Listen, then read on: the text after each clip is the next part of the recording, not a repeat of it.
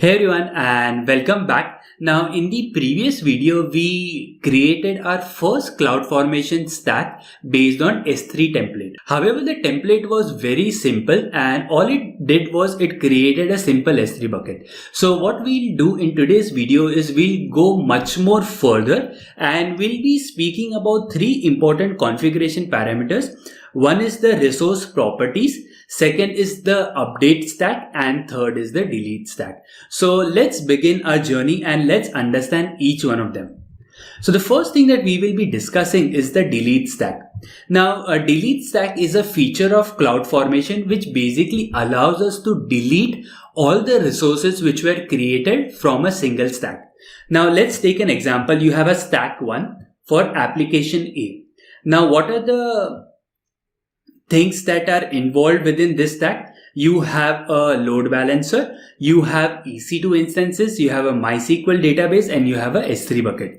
Now let's assume that you have created each one of these manually. Now if you want to delete, or I would say if you want to terminate each of them, what you'll have to do, you'll have to go to EC2 console, you go and select the EC2 instances related to the application A, you terminate them.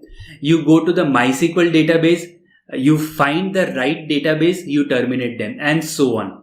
So currently there are just 4 resources, but there can be possibility where a single application can have 15 to 20 resources, and doing things manually, deleting things manually one by one is a big pain first, and second is there is a chance where you will do a mistake where you might terminate the resource of some different application instead of application A. And this is actually the real world example. I still remember in one of the companies that I have been working with, during that time a lot of things were manual, and one of the DevOps, he accidentally deleted the resource of an entire different application.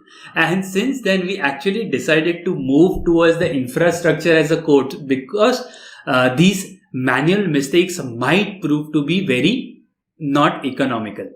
So this is the delete stack. So let's begin and look into how this feature can be implemented. So I'll go to the CloudFormation, and in the earlier lecture we had created a packed demo resource. Now let's assume that we want to delete this specific resource. So what you do, you click on actions and you click on delete stack.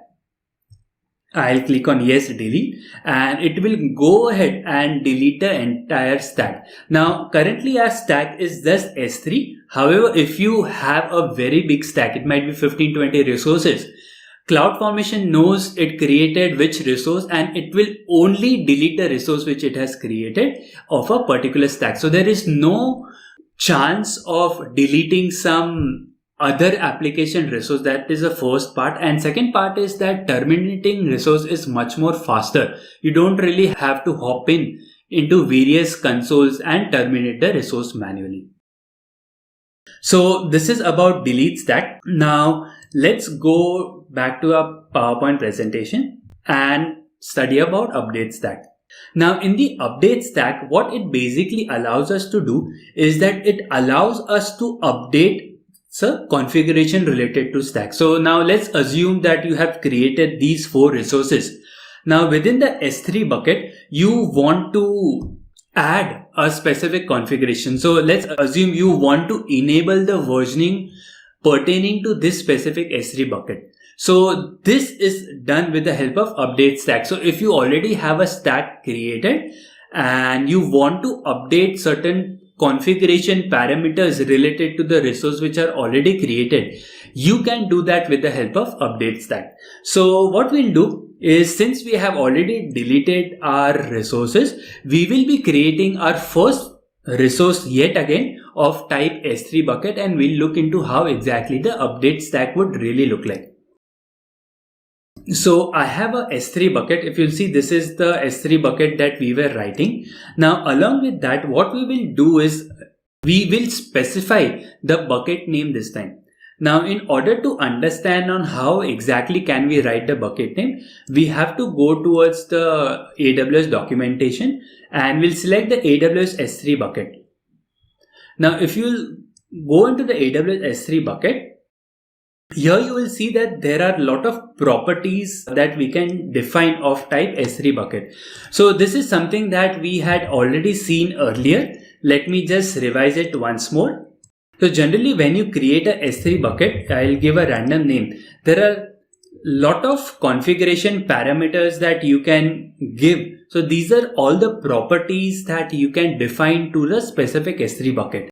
And these properties you can actually even write it in the CloudFormation template itself. Great. Now one of the properties that you will see over here is the bucket name, where we have to specify the name of bucket. So what we'll do is we'll use these properties and we'll update our CloudFormation template. So let's begin writing. So we'll begin writing our first properties. Now the type of property is bucket name. So always remember that you have to follow the conventions which are given over here. You cannot really make any spelling mistakes. So that is very important part to remember. So bucket name, let me give it as my pack S3 demo 007. That's a quite interesting name. And I do the closing braces. I'll click on save. And as we have discussed, we should always validate our template. And I'll click on validate. So now you see it has given us one error. So why this error is basically, now you have defined a properties after the type. So what you have to do in JSON, you have to put a comma. So comma basically states that there is one more configuration parameter which is upcoming in the below lines. So I'll copy this template yet again and I'll click on validate JSON, and this time the JSON is validated successfully. Perfect. So what I'll do, I'll click on save and we'll go to our CloudFormation. We'll click on create a new stack. I'll browse. I'll do a next. So let's name this as packed bucket name. I'll click on next. You can ignore these as of now. I'll go ahead and click on next and I'll click on create. So this will go ahead and create a S3 bucket, and we know what is the bucket name that it will be creating. So let's just wait for a moment for the creation process to complete. Perfect. So now the creation process has completed. Now you know that the name of the S3 bucket will be my packed demo. So I'll copy this bucket name. I'll go to the S3 console. Let me refresh the page. And if you just sort by the date created, you will see that now you have a bucket name with my packs demo. So this is how you can define various properties associated with a S3 bucket. So what we'll do now is we'll look into how we can update the stack. So let's assume that you have already created a S3 bucket. However, there in the properties, if you'll see, a lot of things are disabled. Now you want to enable the versioning. So this is the feature that you want to enable now. Now in order to do that, again we'll go to the documentation. We'll look into what is the specific configuration value associated with versioning. So if you'll go a bit down, you will see there is a versioning configuration. So this is the specific value that we need to give. So I'll go to the S3 and I'll put a comma because now I'm going to add few more configuration parameters. So I'll put a versioning configuration over here, and now we have to click here. So whenever you go into documentation, there will be various properties. If you go to versioning configuration, this is a versioning configuration page. It will basically tell you what exactly this is all about, and within the type you select the Amazon S3 bucket versioning configuration. So this will basically tell you on how exactly you need to write your syntax. So this is the syntax that you have to type, which is of type status. So let's go to the S3 bucket.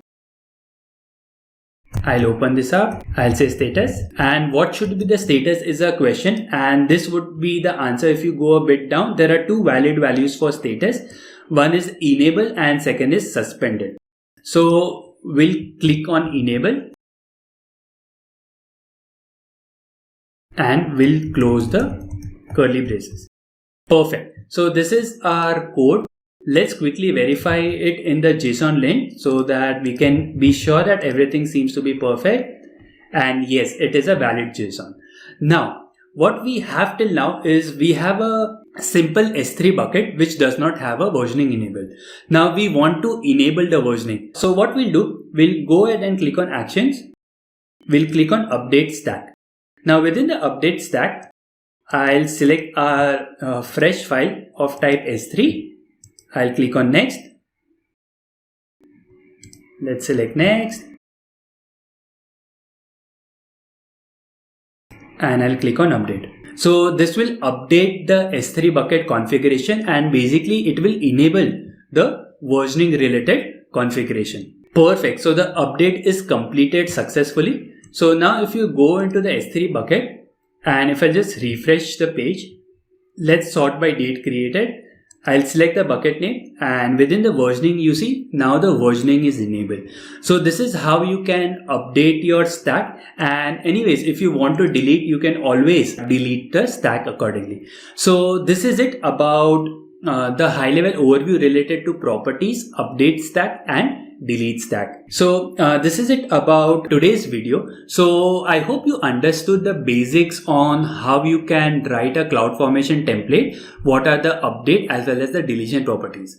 Now one important thing that you must remember is that always follow the documentation. Documentation has each and every step, and even in today's video if you see what I used to do, I followed the documentation and within the documentation I found the properties and I used those property values within my template. And this is one of the ways in which you should be writing your CloudFormation template.